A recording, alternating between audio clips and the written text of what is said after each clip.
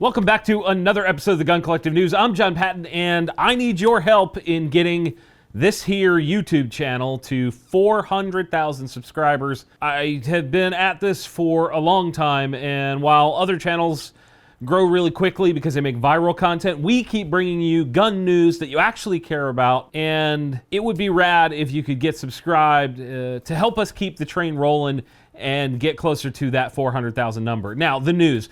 We'll start this week off with a short article released by the American Academy of Otolaryngology, I think? Sure. Which is basically a fancy way of saying ear, nose, throat doctors and doctors that mess with your head and neck. This piece is on the topic of suppressors for hearing preservation. It says, CDC research has shown the only potentially effective noise control method to reduce the noise exposure from gunfire is through the use of noise suppressors that can be attached to the end of the gun barrel. Suppressors reduce muzzle blast noise by up to 30 decibels. Their benefit is additive when used with ear-level hearing protection devices such as circumneural muffs and earplugs, and the American Academy of Otolaryngology, I don't know, head and neck surgery, endorses the use of firearm suppressors as an effective method for reducing the risk of hearing protection loss, especially when used in conjunction with conventional hearing methodology, blah, blah, blah, blah, blah. You guys get the point. Seeing doctors come out in support of suppressors is a good thing, and the more this happens, the more we could see support for removing them from the NFA and making them standard equipment on every gun. Hallelujah, would that be freaking awesome. Moving on from there, Barrett is celebrating a bit of a win with the full operational status of the Mark 22 rifle in the United States Marine Corps. This is important because it happened a full year ahead of schedule. It's pretty wild when you consider how slow the war machine moves on things like this. For reference, the Mark 22 is basically the MRAD, and Barrett is also celebrating a huge contract win from the U.S. Army for the M107 rifles and variants through 2029. The price tag on that contract is just shy of $15 million. So that should get them like 5 rifles, right? It seems like the company hasn't really had any hiccups since they were purchased by an Australian outfit back in early 2023. And I don't know about you, but I still have the M82A1 on my bucket list of stuff to own. It's expensive, so I don't have one yet. Maybe one day I'll grab one. And speaking of bucket list guns, leave a comment down below with your bucket list guns while I tell you about this week's sponsor, Wooks. Wooks offers everything from rifle chassis to furniture for your 12 gauge, all with a big helping of beautifully finished, ultra stylish wood. They just released this new Superleggera, aka Super Light stock for your Remington 700, Howa 1500, Tika T3, and more. I'm planning to use it as the base for a lightweight long action hunting rifle. And now you can get this Superleggera as part of a hunting pack with the new Terra Axe and Bad Boy Hunter knife. Big thanks to Wooks for sponsoring this week's video. Now, how's about some more news? Longtime viewers of TGC will know that I have spent a lot of time over the years promoting and supporting fellow gun tubers, and sometimes even the products or projects that they're doing. This is another one of those things. My friend Gavin from Ultimate Reloader, great channel, has a new course that I think you guys will find really valuable. This is not a paid, he did not pay me to say this. I want to cover this because I think it's important to support your friends. And I think this is actually really important. It's called Extreme AR Accurizing. And the core concept is how to make the AR platform, which is typically not super crazy accurate as a whole. It's all about making that more accurate. Gavin, who knows a boatload about this topic, has teamed up with a guy named Gordy Gritters, who runs Extreme Accuracy Institute, to bring this like really detailed course to you guys on how to make your rifles perform the way they should from the factory. Most don't shoot that great. And because big tech will hide this video from you if I mention the way to get this course, I'll just let you go to Ultimate Reloader on YouTube, and he has all of that info for you. Plus, his channel's awesome, so that's a bonus. Speaking of ARs that are unlikely to shoot sub-MOA, Smith & Wesson just released a series of SBRs. short barrel rifles under the NFA. This is actually kind of a rare thing. There are 3 versions. The regular M&P 15, which has an 11.5-inch barrel, M-LOK handguard, mag-pull grip, and stock, as well as mag-pull sights, the plastic flip-up ones. That one is going for $1279 MSRP. Then you have the M&P 15T, which is basically the same with B5 Furniture and Williams sights that are metal, and it's a little bit fancier looking.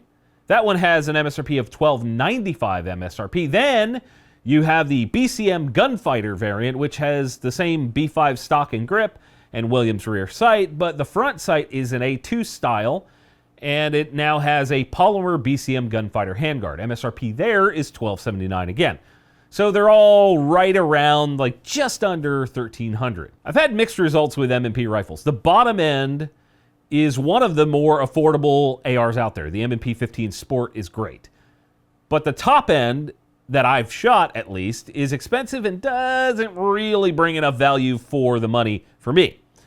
I'd love to hear what you guys think of these SBRs in the comments. An NFA item from Smith & Wesson. I mean, they own Gemtech, so sure. And speaking of ARs, Harrington and Richardson, aka H&R, has brought yet another old school rifle to the market. This one is similar to the old Colt SMG and is called the 635. They can be had in either a 10.5-inch or a 16-inch barrel and generally look like the original with the carry handle, the sort of round handguard, and the stick mags. It is a 9mm after all. MSRP is $1149 on these. In case you aren't aware, JJE Holdings, the parent company of Palmetto State Armory, actually owns H&R. If I remember correctly, H&R was acquired by them during the Remington bankruptcy fallout, alongside DPMS and AAC, Advanced Armament. Moving on from there, CMMG released the BR-47. This is their take on a ranch rifle AR thing that seems to have maybe slightly faded in popularity over the last few months. It was really popular, now I don't know. Maybe this will lift it up again. This one is interesting because unlike the rest of their BR-4 lineup, this one takes AK mags, so it's kind of a blend of their Mark 47, like the Mutant thing, and the BR-4. Now KISS, right? Like, just make it one. They are using the Descent uppers on this, which means it will not be cheap. The BR series takes standard Remington 870 stocks, which is neat, and these will either have a standard 16-inch or a 14.3-inch pin and welded setup. Now, because these are part of the Descent lineup, it has to use a slightly different trigger than an AR-15, and they partnered with Rise Armament to make one they called the Zeroed trigger. It has a standard AK mag release and uses standard AK mags, thankfully. It also uses a crossbolt safety because I think a normal AR safety wouldn't work ergonomically. You'd have to probably reach for it really far. MSRP is what you'll want to know next, and that's right at $2,000. Is a side-charging ranch rifle worth $2,000? I don't know. Part of me thinks this is basically an ultra-modern SKS, and I'm not really settled either way. It could be cool, it could be weird and dumb. I'm not sure where I fall. Speaking of older style rifles, gun distributor Davidson's has an exclusive with Ruger on the Mini 14 chambered in 300 Blackout in that style from the A-Team. It has the MSRP that is the same as the 5.56 version at $1849 and comes with that A-Team style setup that's similar to the old AC 5.56. I think 300 Blackout suppressed in this setup would be way more fun than the 5.56, but I suppose way more expensive to shoot if you're using it properly with subsonic ammo. And we also have no confirmation that this will cycle reliably with subs, which is an actual concern because this was never designed around that round, the subsonic round. So who knows if it'll be worth a damn. Ruger also has an exclusive at Lipsy's, another distributor, with their Bizly flat top revolver chambered in 41 Magnum. It's got a 5.5-inch barrel, holds 6 rounds in the cylinder, and is made from stainless steel with rosewood grips. Anytime revolvers come up on this show, inevitably, someone in the comments will bring up 41 Magnum. It should be everywhere. The guys love it. And how great that cartridge is, right? And that is one of the few cartridges I've never actually shot. I'd bet it's okay. It also always reminds me of the even more obscure 41 Action Express. Yes, that's a real cartridge that was sold for the 941 Jericho and the Uzi back in the day. That's a 41 Action Express and 50 Action Express. There was 2 of them. Anyway, MSRP on that revolver is $889. Ruger is also making waves this week with the release of the RXM.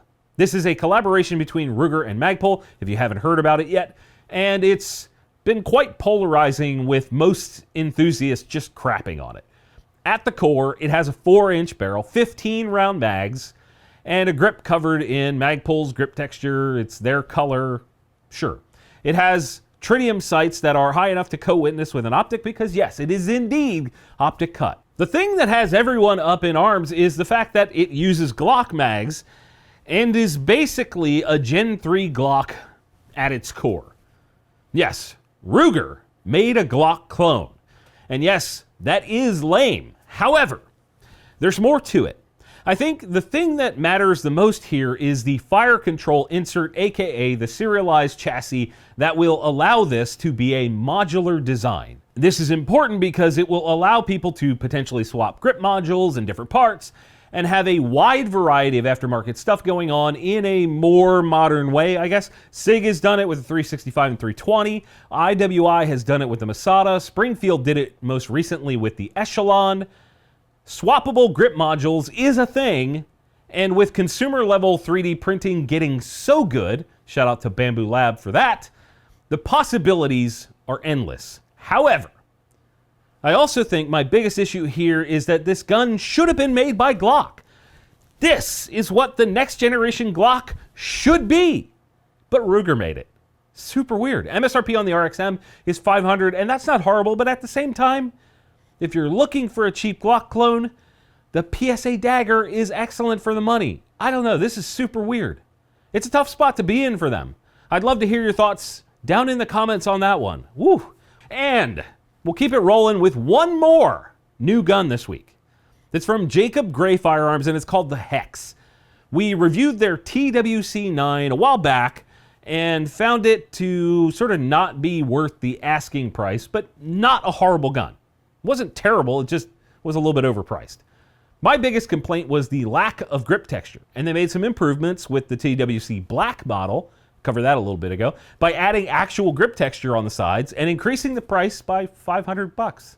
And now we have the Hex model, which is covered in hexagons, of course, and it's got a 4¼ inch barrel, which has been ported, along with the slide, of course, in the classic sort of V-slot pattern, like sight here and the slung like this, fire out the top. And in the past, at least, these things came with optic plates, which is super nice because they're optic cut and plates are great for free.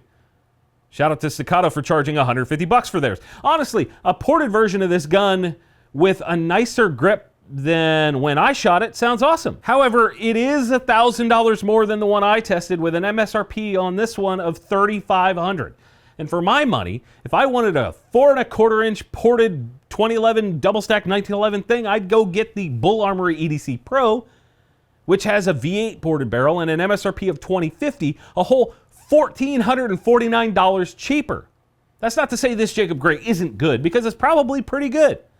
I'm just not sold on it at this point. I mean, that's high. Maybe I'm wrong, and you guys can tell me about it in the comments below. You always do. You always keep me in check. And to all of the new subscribers that have been coming in over the past few weeks, thank you for being here. See you guys next week.